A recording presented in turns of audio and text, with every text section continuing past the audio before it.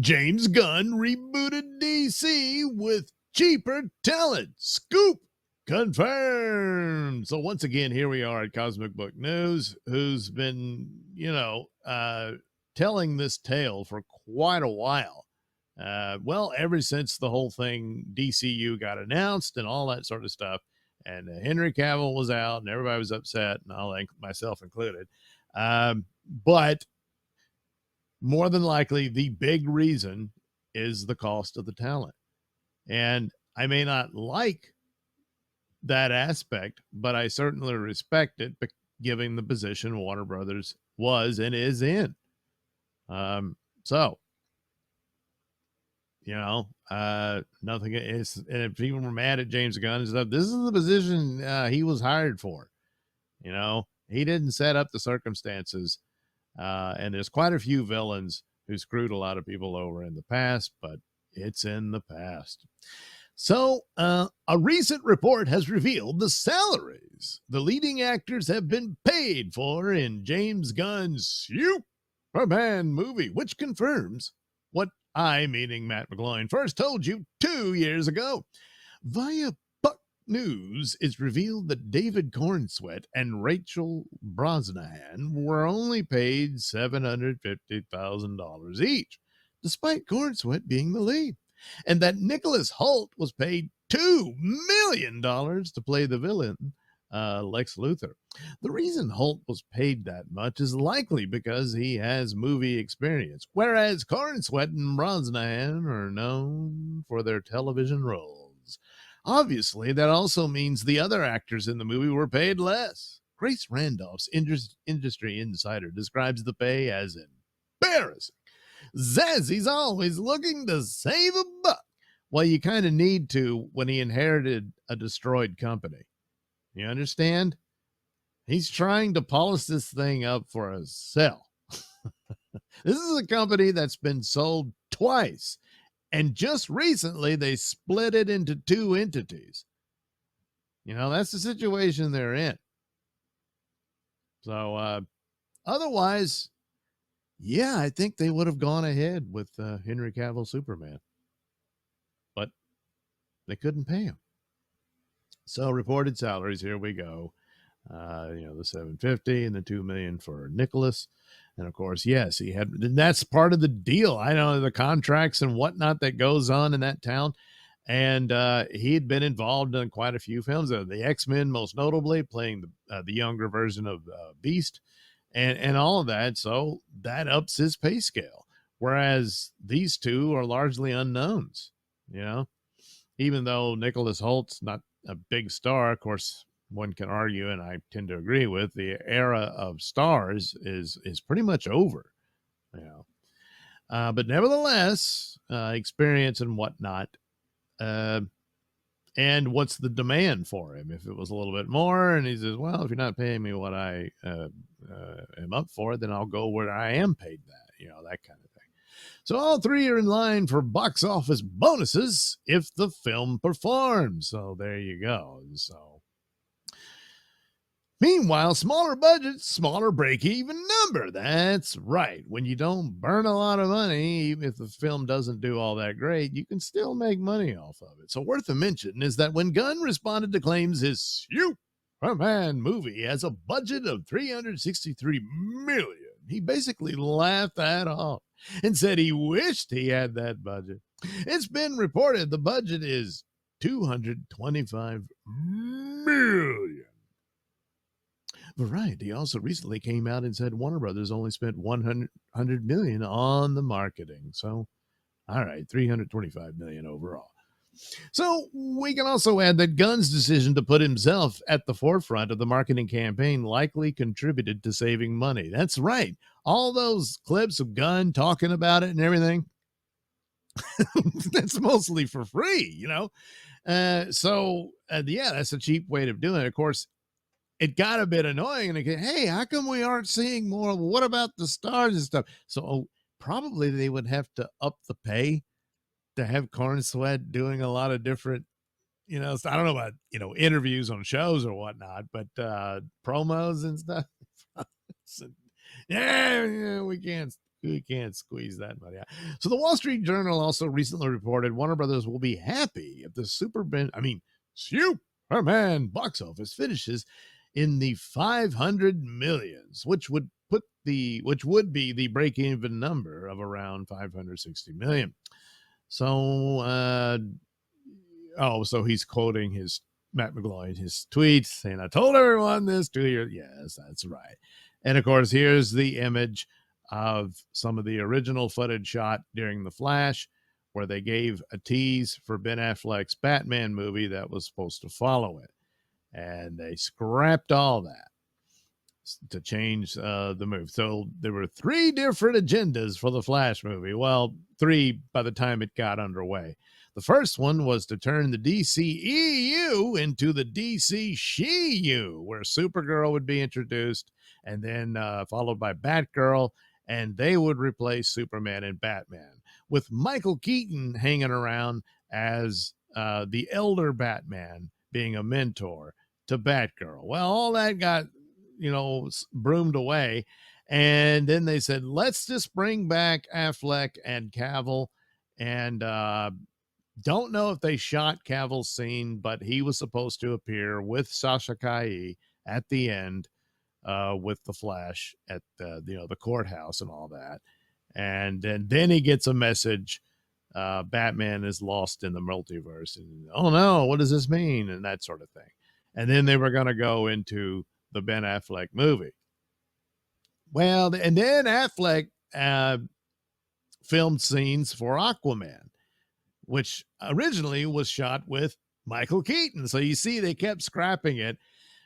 By the end, when DCU and Zaslav says, cut all that crap out, we're not paying these people, we don't have the money, recast the whole damn thing and just dump these leftover movies and let's just try to get through this. It's dumping the movies and then announcing ahead of time they don't matter anymore as far as an overall brand, did a lot of damage to them. Probably should have played coy for a while. It still would be deceptive. but nevertheless, we'll never know.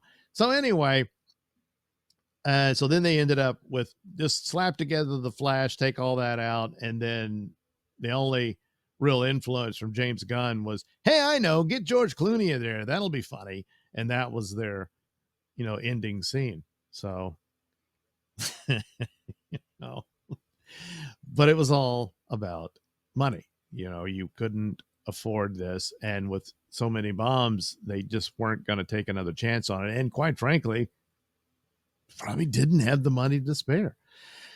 So here he goes. He goes back into what McGloin was told at Comic-Con. He says insiders told him 2 years ago that Warner Brothers Discovery CEO David Zaslav made the decision to cancel the DCEU.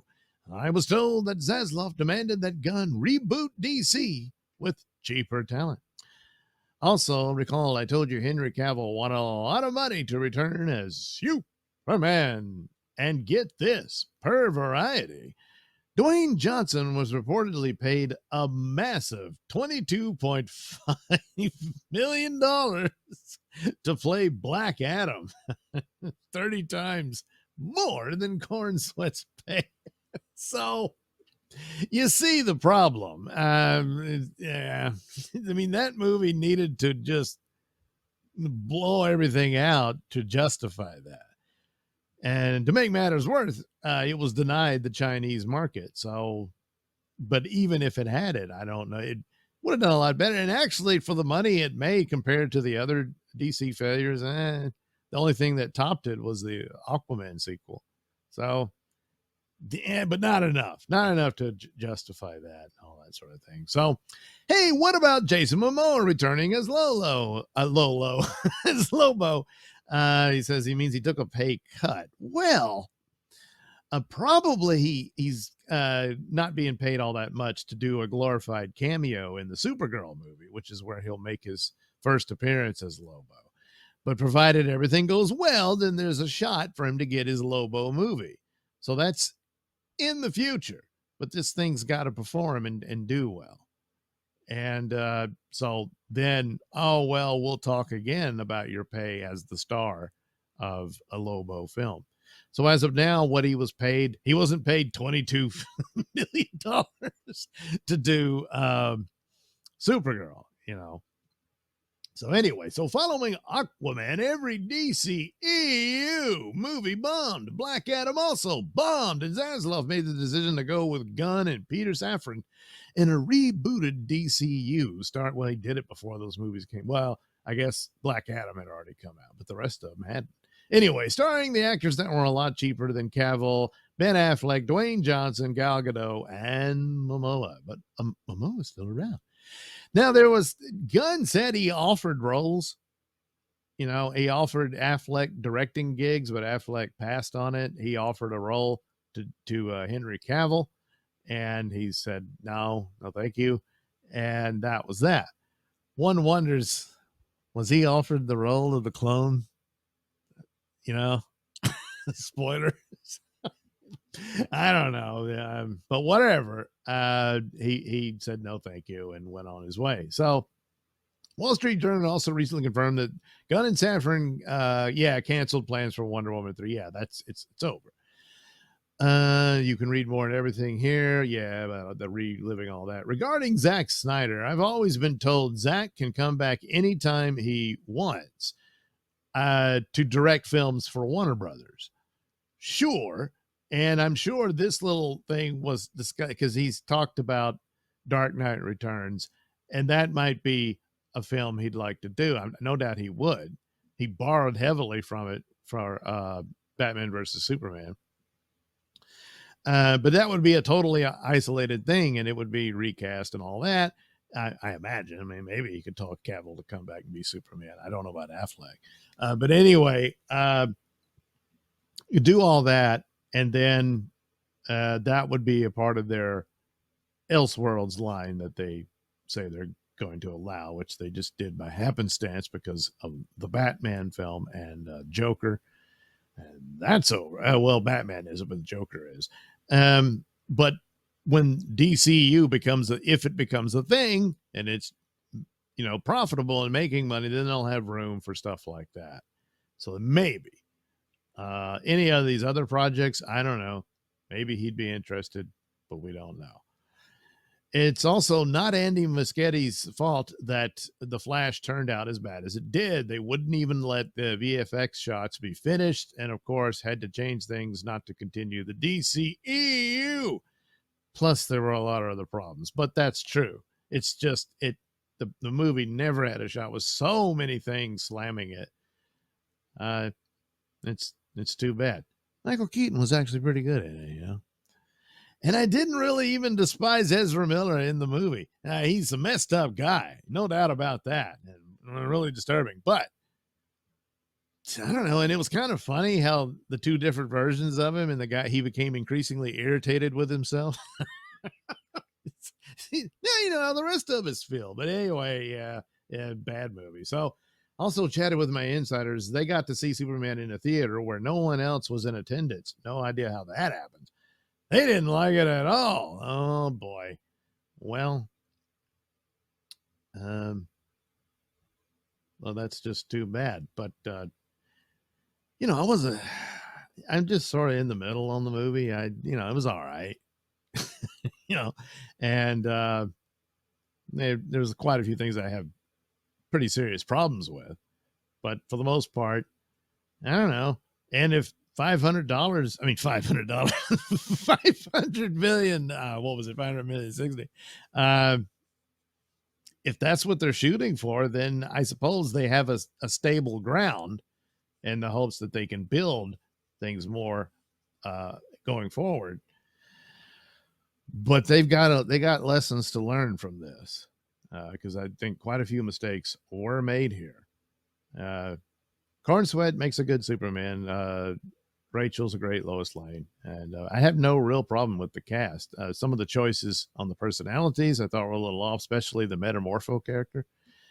But other than that, well, best of luck to them. And we'll see how that turns out.